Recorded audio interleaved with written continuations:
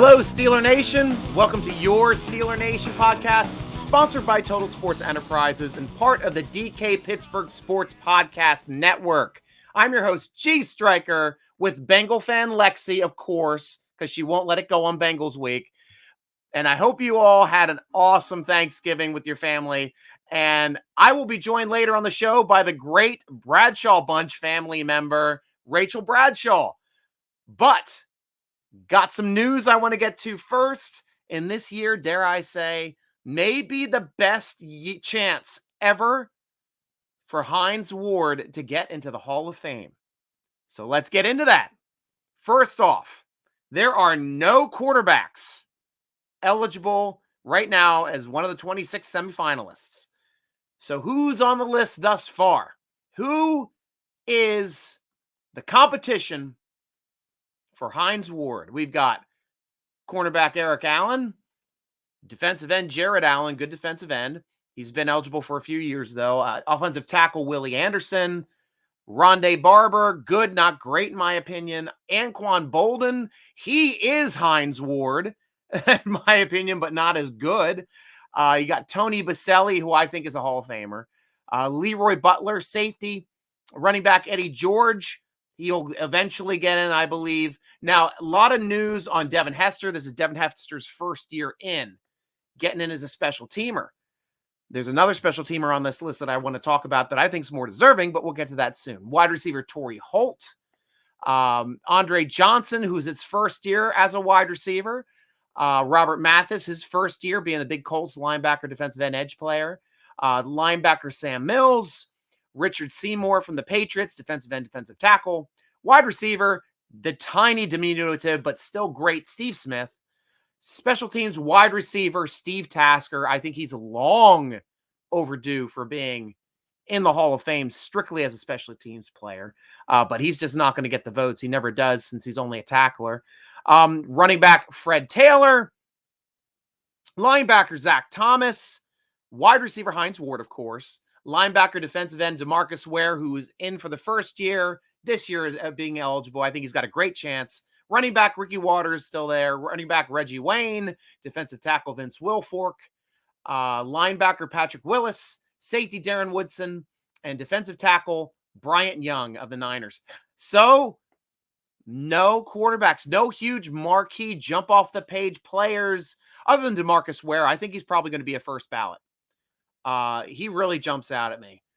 Everybody else, I mean, you can make arguments for either way. Willis had such a short career as a linebacker for the 49ers. I'm surprised he's even eligible. But I think he was that good. Don't think he's going to be in the ballot this year, though.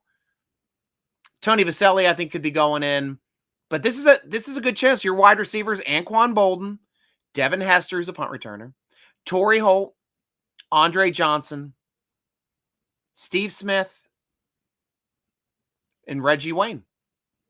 Reggie Wayne's probably going to be the best out of all of them. He'll probably have the biggest chance of getting in from the wide receivers. But if you start taking all-encompassing player, football player, changing the game, best blocker in the game, a player that defenses feared because he knocked them unconscious coming across on blocks. Defenses feared him, a wide receiver. He wasn't a diva like we have diva wide receivers nowadays. There's a couple of divas here on this list. But not Hines Ward. He was a football player. Football player first. Did whatever he took to score touchdowns, to catch passes, to win Super Bowls, Super Bowl MVP. I think it's time. I honestly think this is his best shot that I have seen. Just with the amount of talent, there's a lot of great players, but to me, not Hall of Fame ready, like Hall of Fame shoe-in players on this list. There just isn't, especially with the new batch coming out too. New people being Vince Wilfork, good, very, very good player. Hall of Fame worthy, but I don't think he's going to be a first ballot. DeMarcus Ware, I can see him being first ballot. Steve Smith, no, he's not a first ballot wide receiver. Robert Mathis, he could be. I could see him getting in. Andre Johnson, I don't know. The fact that he's on 3 different teams kind of hurts him a bit, although he was the best with the Texans. I think you have a better chance of getting in when you're majority of your career on one team. Really do. And Anquan Bolden be the other. I don't think he's a first ballot either. I think Anquan Bolden was rarely the best wide receiver on his team, playing with Fitzgerald most of his years with the Cardinals. Playing on the Ravens, who was on that year? Man, I forget who played across him that year. Was it Steve Smith? Might have been Steve Smith that year. That was Super Bowl year for them. Crabtree was on that team, I think, too. And then 49ers and Lions. He probably had the best team when he was on the Lions. When he was with the Lions, Anquan Bolden was finally the best player on that team. Not sure with the Niners. I just don't recall what years he was there. But that's it. Those are all your first ballots. This is it, Hines. Make your push, baby. The only Steeler with a chance of making the Hall of Fame, making the cut from 26 down to 16 to the finals. And then ultimately, what do they take? 5 out of the 15. But this is his best shot. I think he's going to make the finals easily out of this group. Once we pare it down, then they'll be able to vote and see who the best of the 5 of those 15 are. But I think it's his best chance thus far of getting in the Hall of Fame. What say you, Steeler Nation? Chat in the box there. Let us know if you think he's a Hall of Famer or not. Injury situation. I'm a day behind because I had to tape this early for Thanksgiving. But I'll tell you what I think. Eric Ebron looks like he's going to require knee surgery. He's probably going to be out. And I don't know if at that point, if we know about his knee surgery or what the damage in the knee is. It looks meniscal to me. Looks like he has a chance of coming back. Possibly, unless it's a bad meniscus injury. But it didn't look like his main ligaments, ACL, MCL, PCL, LCL, were strained on that play. But it looked like he either got a patellar contusion or a meniscal problem. So if they're worried about surgery, hopefully it's in the orthoscopic variety, 4 to 6 window. Ben's had a C cut on his meniscus before, returned in 2 weeks. Snell returned in 2 weeks from a meniscus C cut, cutting out the tear. Just depends on how bad the tear is and where it is. If it's in the middle, you're screwed. That's got to be a suture repair. He's out for the year. If it's on the edge, they can do a C cut. He can come back in a few weeks. So we'll have to see the extent of that injury. Moving on, Joe Hayden, J.C. Hassenauer, and Trey Turner did not practice on Wednesday. I'm thinking that Trey Turner was held out a little bit because he was banged up the previous week. Hoping J.C. Hassenauer can find a way to work back. Otherwise, we got to think of elevating Rashad Coward, who returned to the roster. We'll get to those ads here right after the injury report. But Joe Hayden, I hope he comes back. We'll find out Thursday, Friday definitely, to see whether he returns. But good news with TJ Watt returning to practice. Good news with Isaiah Loudermilk returning to practice. Coach Tomlin, big on Loudermilk's production, says he has been projecting up, getting more snaps each game. More and more is expected out of him each game. He may be the replacement for Tuitt. He might be the person that we were waiting for to come back and play Tuitt's spot where Wormley's currently playing. That would be something, because he's projecting up and he's great every time he's in there, and he just keeps getting better and better every week. Wormley's doing a solid job. He can be better. Ben Roethlisberger also being limited. He didn't practice all week last week. He doesn't need to practice again this year. 3 touchdowns, no interceptions. He doesn't have to practice a down. Sign him, seal him, deliver him. He's playing no matter what. Hell or high water, Ben Roethlisberger is playing that game against the Bengals because he wants one more win in Cincinnati. He wants to sweep Cincinnati victories in the farewell tour for Ben Roethlisberger this season. Mark it. And if we have Ben back, we have TJ back.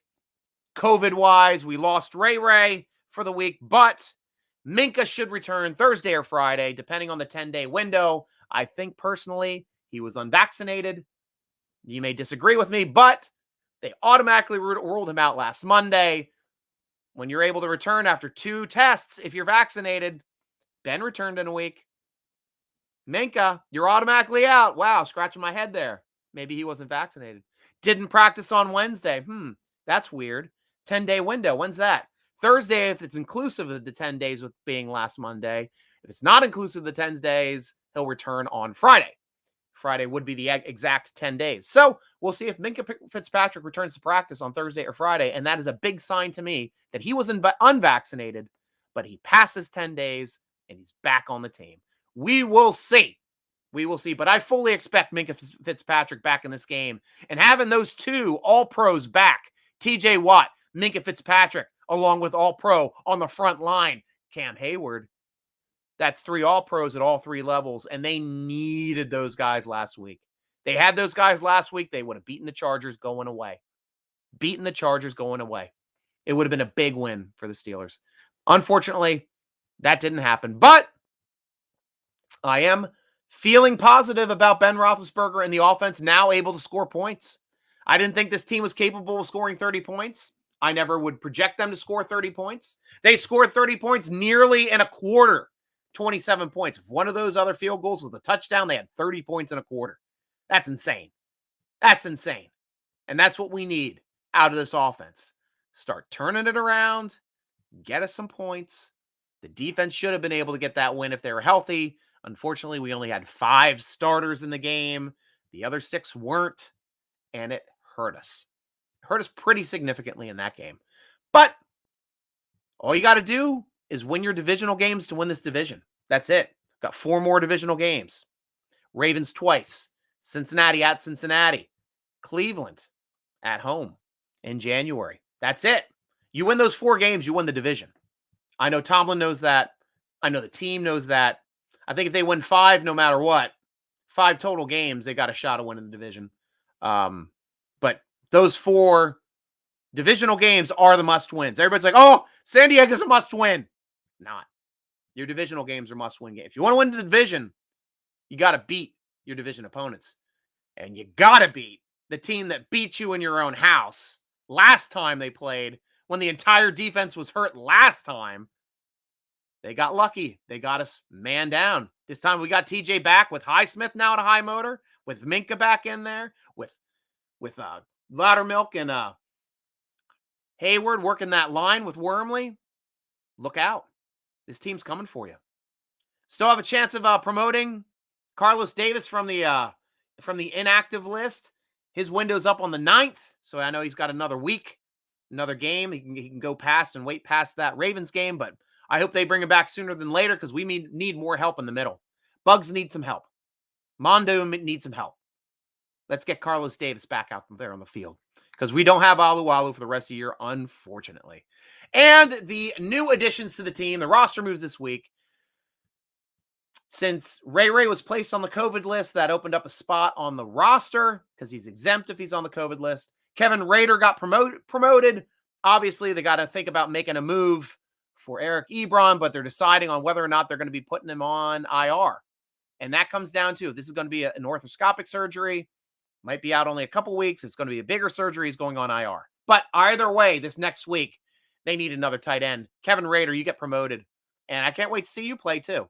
Good blocking tight end, good player, can catch the ball as well. Not as big as the other 2 tight ends, not as tall, but he's a hell of a blocker. He's a hell of a blocker from what he's done in preseason. He's been on the roster before. Rashad Coward, we know him well, guys. He was on the show in the preseason this year. We know he can play left guard, and right tackle. Those are his 3 spots he plays on the offensive line. So he's coming back. He's going to help us out in those spots, and we need the help in those spots because we don't need another tackle in there playing guard. Haig, who's used to playing on a street corner, being a tackle, teach him how to block in a phone booth. Bosa exposed him at the end of that game. 2 sacks to close out that game, and there went the comeback. Haig, you're a heck of a guy for being able to try your best. Already played on 4 of the spots on this line this year. Both tackle spots, both guard spots. But moving forward, I'd rather have a guard playing guard than a tackle playing guard. So we'll see how that goes. Also signed to the practice squad, former Green Bay tight end, Jay Sternberger. Not that huge, not a productive receiving tight end. Hell of a blocker. Hell of a blocker. Good second or third tight end option. Obviously, he's not going to be elevated unless there's an injury to Rader, Gentry, or Freiermuth. That's it. No chance of touching it unless one of those 3 people get it.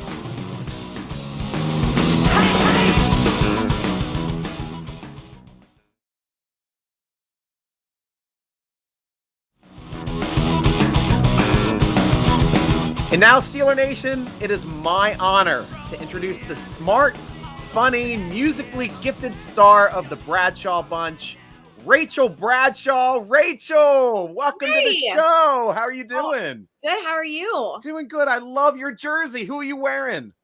You know who. Daddy's jersey. The original TV12. Hell yeah. Yeah.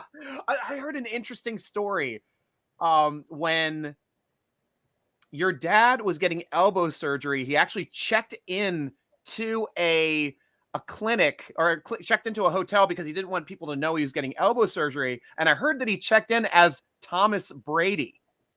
You know what? He does funny stuff like that all the time. And he gets so much crap that Tom Brady's the original TV. So I think he did that as a joke.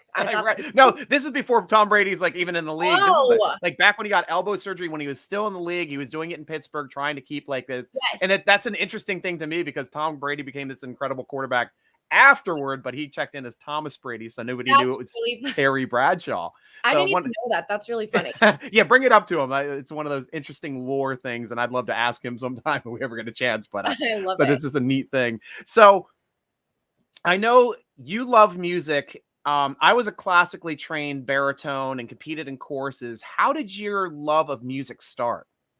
Yeah, when I was little, we were a really big music family, and my dad was always working a lot. And so when he came home, we weren't like a TV watching family. So instead, he would play the guitar, and our song was Patsy Cline's Crazy, and we would sing it all the time. And so I just really grew to love music, and then I took it up as a passion, and it kind of like went from there. And I love your voice. You have a great soulful style, a nice presence to your voice and a sultriness, and it's very expressive. Loved that version too that you did for NASCAR when your dad got you to come up and sing the God Bless America. I was so scared. Yeah, really. I was petrified. I hadn't been on stage in years, and then we hadn't been in front of people in so long. I was literally shaking when we were filming that. So, but yeah. Thank you. But it came across excellently. I got chills when I listened to it. I mean, even on rebroadcast years later. I mean, a year later. I guess it was last year you did it, right? Yes. Yeah. That was a year ago. So is your intent, would you love to do music full time? You know, I love music, and it's like a huge passion of mine, but there's so much other things that I want to do. And I'm the brand ambassador for Hotworks. And I'm doing a few other really big things right now that I'm really excited about. So I can't give my full 100% towards music, but I'll always be releasing it and writing it. And all of that. Oh, that's great. Yeah. So I'm a big fan of the Bradshaw Bunch, and no one seems to have like as much fun as your family does on the show. So how did you even initially decide to start a reality show? How did these conversations come about? Yeah, so we did Celebrity Family Feud a couple years ago, and a producer friend of my dad's, Jason Ehrlich, we had like a celebratory dinner afterwards, and he stands up, and I guess he had this conversation with my dad, but he's like, I would love nothing more than to create a show around, like, you guys are a TV show. And the whole family was like, okay, sure. I guess we didn't really think anything would happen with it. And so E bought the pilot, and that's a big network. So we were really excited. And then we filmed the pilot, and they picked it up immediately. So it was a very quick process, but we never even had a family conversation about it. It was just like a dinner, and then it snowballed from there. And I was like, you guys, we're going to be we're on television. This is a big deal. So it kind of just came out of nowhere. Yeah. And that's really a nice, like, fun way for it to come about. And it seems kind of like on brand for your family, because you just have so much fun, and these things just kind of start that way. So I also love that your show is just so positive, and it's fun, and it's funny, and it's unlike a lot of reality television where you really have to rely on conflict. Right. Like, your show is a real breath of fresh air. So have you always gotten along with your sisters? Yeah, we're a very fun, like, we are a very close family, and we all get along really well, and we just have fun when we film. Dad did say, he's like, if we're gonna do this, have fun with it. Don't take this too seriously. And so everything you see is very real. Season 2 is even more real, because they got to film a lot of like very monumental parts of our lives, like my sister being pregnant, Lacey. Yeah, the reveal and everything. yeah, there's a lot more coming up that's really exciting. Awesome. This season, but yeah, we just have a really good time when we're So filming. do you all live in Texas, or do you have to move there for recording? We all live here now. Yes. Okay. Do you all live there now? Okay, yeah, we all live on ranches, and we live right next to each other. So it's pretty cool. So it's good that you can still live next door, but far away enough from each other. Yes, Right? like, all right, guys, we live next to each other. We work together. Gotta go. Like but it's fun. So season 1, I know, focused a lot on your dating life, Oh and my God. it was a big part of the show. And how was that? Was that tough on you personally, because they kind of had to, because you became such a focus season 1 for that? Yeah, well, during COVID, it was COVID protocol, so we could not go anywhere. We really didn't get to do much, and so the highlight was my dating life. And they're like, "Please, can we show some of this?" And I was trying to date during the pandemic and film a TV show, and so I allowed them in on that. But I didn't know that it would be such a thing. But I think it was good. I got a lot of really sweet messages from people that were struggling, to meet people, and they were kind of like living vicariously through me. And all these guys you see on the show had to get COVID tested, and I mean, it was a whole thing just to film with them. But it was fun that I got to like be set up, and yeah, it was pretty funny. It's like your own small version of The Bachelorette. It really was. And Jason Ehrlich, our producer, produced The Bachelor. So, oh, cool. so he was like, I was like, Jason, this is so Bachelorette-y. And he goes, I produced that show forever. So it was funny how that lined up. Nice. And how is your dating life now? So I'm in a really serious relationship. Awesome. We've known each other for like 15 years. So it's cool. Yeah, I'm in a very committed, happy relationship. Yes. Very cool. Well, sorry, Steeler Nation, she is off the market, but she's still in our hearts. Yes. So, and you are such a positive, glamorous woman that is well admired on social media, but everything didn't always come easy for you, and you lived with scoliosis for a good part of your life. And how difficult was it to live with that, of course, and then your ultimate decision to get it fixed? Yeah, so I was born with scoliosis. If people don't know, that's curvature of the spine. And when I turned 30, I didn't know. Some people's progresses really badly. That's what happened to me. And some just kind of stay the same their entire life. Mine was literally looked like an S. And I couldn't breathe. I couldn't sit or stand longer than like 10 minutes. And it was really debilitating. And so I went to a neurosurgeon, and I'm like, I don't know what to do. And he said, yours is that bad where you need to get that surgery. And I know what that surgery is. And it's one of the most dangerous surgeries in the world besides brain surgery. So it took me a while to comprehend, do I want to do this? But for health reasons, I would have been in a wheelchair by 50 years old. It just would have gotten really, really bad. So I'm real open about it. I encourage anyone, if you have even a little bit of it, make sure you're always checking in on yourself, because don't do what happened to me and be 30 and having to go through that surgery, and you're having to learn to walk again. And I mean, it's a whole thing. So. And how long was your rehab? How long did that last? It took about 3 months to walk again. Wow. And I used a walker for a while too. And then it took about 2 years to really feel like, okay, I'm getting strength back. And I still can't even sit up by myself. The muscles are so damaged. And so it takes years to get all that, to be really strong again. But so now, obviously, you're on the show with your dad, who is a big quarterback for the Pittsburgh Steelers. Yes. And that's how Steeler Nation knows your dad as a quarterback. Can you tell Steeler Nation how he is as a dad? Oh my gosh. Well, dad is they call him the ultimate girl dad. But he's really just so sweet and so kind. He loves his grandkids. He loves his daughters. Dad would literally give you the shirt off his back. I mean, he's just a really good person. And I think that says a lot coming from someone who played football in the 70s. It took a lot of hard work and a lot of dedication to get to where he is nowadays and keep that career going. And you have to be a good person and a hard worker to get to this point, and just a good family man. So yeah, he's one of the most influential people I've ever met. And I just love those pictures of you on Instagram. I'm sorry, when you first jumped on, I was like, who's this creep scrolling through my Instagram? It's like, oh, I just tried to find the promo pictures. I love those pictures of you and your dad. You're both glowing, and you can tell you have this great relationship. Yeah, that was a fun little cover that we did, and we flew up for the day, and it was my cover, but I'm like, it'd be so fun if you did this with me. And because we have such a special bond, and we work together a lot, we sing together, we do, we work together on a lot of things. So I thought that was special. So does your dad has a favorite story that he likes to tell you about his playing days in Pittsburgh, like an old war story or something funny?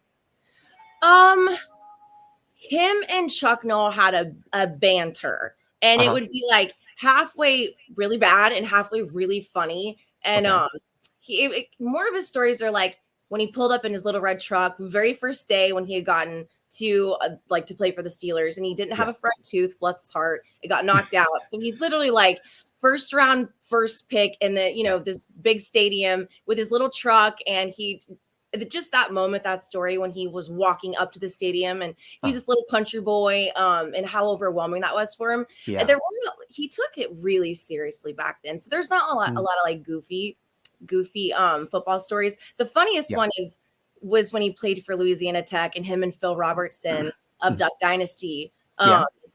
Phil got hurt, and so that's how Dad became the starting quarterback at Louisiana. Wow. And so now he's like the king of like, hunting and all that stuff. And the joke is that, I would be the Terry Bradshaw if I hadn't gotten hurt. So that's a fun little story. That's great. And do they still have a relationship to this day as well? They do. They keep in touch, and they really respect each other and have a little friendship. Great. So yeah. Well, they both did great, both in their respective careers. So I'm glad to hear about that for the both of them. So have you ever been to Pittsburgh yourself? Yes, I actually sang the anthem at Heinz Stadium probably 8 years ago. And it was, and then I also went for another trip. I think Dad gave a speech, and I went and we stayed at this really cool hotel and went to eat. And it was, from what I saw, it's really cool city. So your dad is still really well respected and loved in the city of Pittsburgh. I think it would be a good idea for your family to do an episode in Pittsburgh. Has that ever been discussed? Honestly, that is a great idea. In fact, I said something. I was like, we should go to Pittsburgh and do an episode on all of that. And it was after we wrapped, and they were like, oh my God, that would be freaking awesome. So if we do season 3, absolutely. That would be so cool. Great minds. Great minds. Great minds. So you did sing the national anthem once. Would you be up for coming back and singing the national anthem again in Pittsburgh? Oh yeah. Yeah, it was very powerful. I've seen the anthem a lot at football games and hockey, NASCAR, all that, but the fans, like Steelers fans are not like any fans in the world. Seriously, there was a lady the other day, and I never do this, but I had to. She had a Terry Bradshaw jersey on, Steelers earrings, a Steelers bag, Steelers shoes, and I was like, ma'am, I never would do this, and I told her who I was, and I was like, please don't freak out. She freaked out. So cool. Like to this day, people are just die hard for their team. And but I would absolutely love to sing the anthem again. So tell me too about you have some new songs coming out, Christmas related songs. The one you're doing with your dad, I got to hear the promo of that right here before we got to talk. Sounds wonderful, by the way. And your dad being a country singer himself, having an album himself. Yes. So what was it like getting to sing with your dad and of course doing a couple songs here for Christmas? Yeah, Christmas is just so special. I know it's special to everyone, but our family goes all out for Christmas. Nice. And I wrote this song over FaceTime. I love releasing like Christmas stuff. And I said, this would be so fun if Dad sang on it with me. And so they asked if they could film it, and he loved the song. And so we got in the studio, which you'll see, I think in 2 weeks, that episode will air. But it's really cute. And my sisters, I was having writer's block. I couldn't, I wanted to write the Christmas song, but I couldn't write it. I just couldn't get into the idea, in July, writing a Christmas song. And so you see one of my sisters does something really, really cool to get me into the spirit of Christmas. And it's really it's my favorite episode. It's awesome. Hysterical. So coming out in 2 weeks, right? Steeler Nation, look forward to that episode. I'll be looking forward to that as well. Yes. We've got a couple questions from Steeler Nation. They're big fans as well. Slash Steel wants you to know, are you a Steeler fanatic, an occasional fan, or don't really watch football? I'm obsessed with football. I watch it constantly, and Steelers all the way, of course. Like I bleed black and gold, so yes. Nice. So, who's your favorite current players on the team? I mean, that's a good question. I need to be brushed up on my names. I honestly don't. I couldn't tell you right now. Yeah, But Ben I am a Roethlisberger's Steeler the fan. quarterback. You got TJ Watt that's doing really well in defense right now as well. You got some good Oh, players. I do like TJ Watt a lot. Yeah. I like him as a person too. I've met him one time at a conference, and Oh, cool. he's a good person. So I would say him. Nice. Yeah. That's fantastic. Can you tell a funny time in your life of a Steeler related or any Steeler related time that sticks out to you, and why? A Steeler related time that was funny. Probably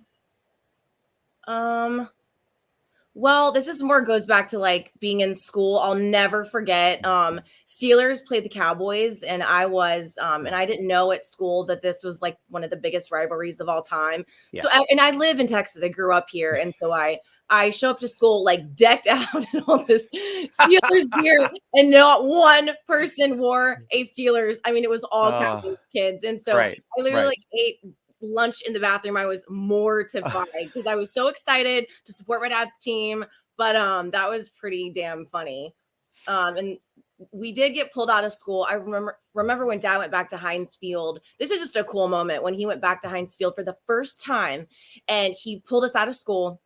We flew up to Pittsburgh, and we walked out on Heinz Field, and he said, "It's good to be home." And I've never heard louder of a crowd. Like the roar just like made the stadium shake. It was the coolest moment as a kid. I'll never forget it. It was really so cool. That is awesome. That is awesome. And last question here from Warriors 42. Do you actually have as much fun in real life as you do on the Bradshaw Bunch? And I freaking love that show. Thank you. Honestly, we have so much fun that sometimes the crew will have to turn the cameras off because we'll just be joking with each other, and we get so off topic of what we're doing. They're like, "All right, guys, come on. Like we only have to film another 30 minutes, but like we'll prank Dad and we'll prank Tammy." I mean, like we just get so carried away. We have so much fun. So yes. So Steeler Nation, you've got to watch the Bradshaw Bunch. Yes. Tune in every Wednesday, 9 o'clock Eastern time, 8 o'clock Central on E. Follow Rachel on social media, Instagram and Twitter at Rachel T. Bradshaw, RACHEL TBRADSHAW. Check out their Christmas music featuring Terry Bradshaw as well, singing along with his lovely talented daughter on Spotify, Apple Music, Amazon Music, YouTube, and of course on your website, where you can shop for some great gifts for the holidays as well at www.rachelbradshawmusic.com. Rachel, you've been a lovely guest. Thank you so much for being on Steeler Nation. Thank you for having me. This has been so fun. I appreciate it. Great. Awesome.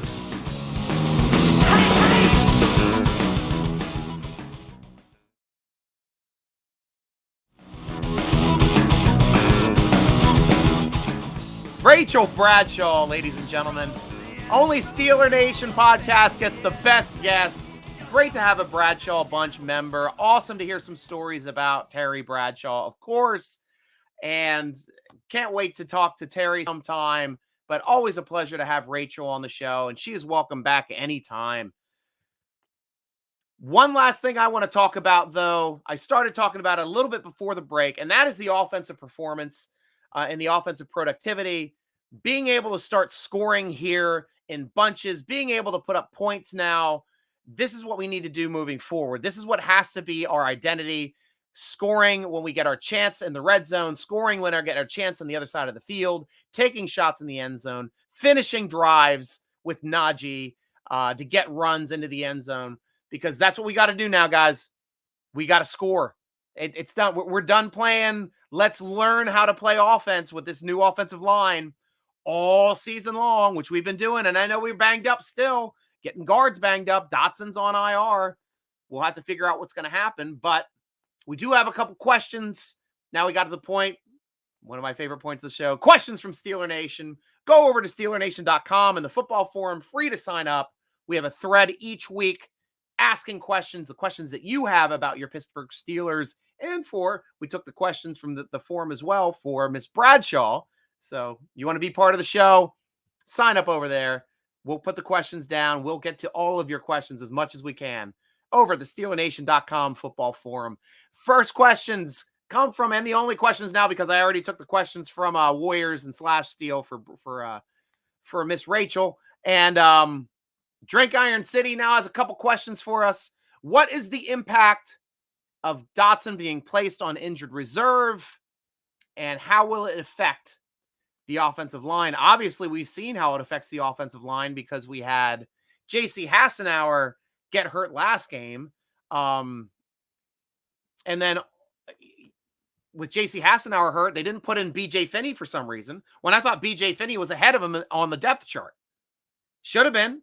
I don't know if he is a healthy scratch, but injured healthy scratch, like couldn't really put him on the field, but they had a couple healthy scratches on the inactive list with Buddy Johnson, who could have played, and McFarland could have played, but yeah, something's got to be up with him. He was a little banged up with his back a few weeks ago, but if they're putting out Haig instead of B.J. Finney, something's up. Something's up, and that affected the line tremendously because we just lost all of our depth. Bringing back Rashad Coward may help us a lot, especially if Trey can't go this week, he's going to be active and he's going to be starting. He'll start either side, but probably stronger. He said he's stronger on the right than the left because he can play right guard and right tackle. So right guard would be his preferred spot. Hopefully BJ can return because right now J.C. Hassenauer, I don't know if he's going to be able to play.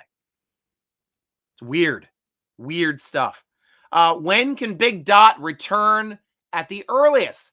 Well, let me get to my handy Pittsburgh Steelers injury spreadsheet, because I keep my spreadsheets on the Pittsburgh Steelers. And let's check out when Kevin Dotson went on the roster. He went on injured reserve 11/20. So you only have to miss 3 games. That was 11/20. It's not 21 days. You don't have to miss 3 weeks.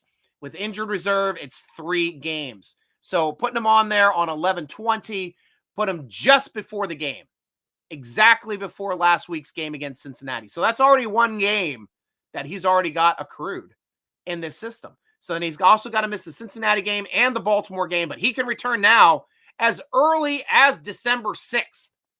So as opposed to being out 3 weeks like you normally are, going on IR, he's only out for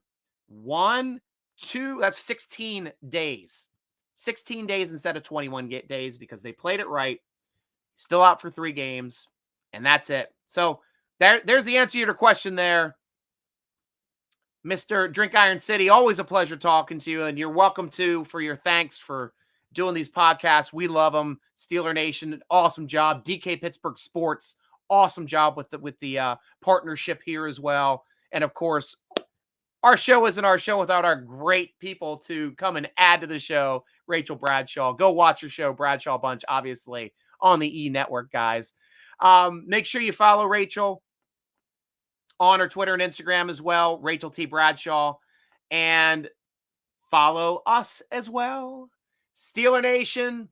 Come on over to SteelerNation.com for the greatest, fast, unique Steelers content on the internet. Click on the podcast button to listen to one of our many interviews, or click on the forum to be part of the discussion and the fun. Subscribe to Steeler Nation YouTube channel to know first about the vidcasts and our live video updates, film breakdown, youtube.com/Steeler Nation. Tweet us at Steeler Nation, Instagram us at SteelerNation.com. Follow the Steeler Nation podcast on Twitter at _SN podcast. Follow me, your host, on Twitter, on Instagram, on Colorcast at SN Stryker. Colorcast is awesome, guys. You got an iPhone, download the app. It's the coolest thing around, honestly. And thank you so much, too, to our partners over at DK Pittsburgh Sports, the best site for all Pittsburgh and Pennsylvania sports news, DKPittsburghSports.com. Thanks for joining us for the Steeler Nation podcast, sponsored by Total Sports Enterprises, part of the great DK Pittsburgh Sports Podcast Network. I am your host, G. Stryker, with Rachel Bradshaw, rooting along with you as always. Go Steelers!